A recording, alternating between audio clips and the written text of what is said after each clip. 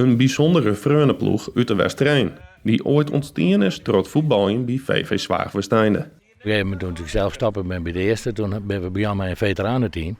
En daar het gros van is daarvan, toen we begonnen te voetballen. En dat is ontstaan in 1991. En vanuit die tijd gingen we al hier met reiscursus en sokactiviteiten, wat feestjes met een en ander. En vanuit die tijd is het eigenlijk ontstaan dat we basis, voorheen weer het basis en nu tongen die en zaterdag weer lekker binnen zitten.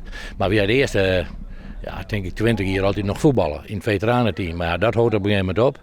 En dan zie je wat doors en dan doen we het op deze manier. Daarmee doelt de Vries op oren leuke activiteiten ondernemen met elkaar, zoals op paard met de fiets. Een beetje bewegen en dan onderwijs even ergens een glasje drinken en na de tijd kunnen we dan net lekker even zetten. Maar dan kregen we de zaterdag met direct weer wat om. Hè. Het voetballing gebeurde, dan mag toch wat. In Vinkleerste wordt even een kwarte tussenstap houden voor een hapje en een drankje. Maar dat had een speciale reden. Dus maatje Jouke van erbij is nog niet eens over de lijn. Die is overleden. Plotseling op vakantieadres een ongeval en helaas had het net red. En dat denken we hier nog wat correct even. Dat we een van de eerste hoeren, die wie er altijd bij. En daar denken we dan toch nog eens even nog weer om. Zo gaat het, mijn oudere groep. Daar val ik gewoon bij wij staan gewoon. Maar ja, daar staan we dan toch nog eens even bij stil.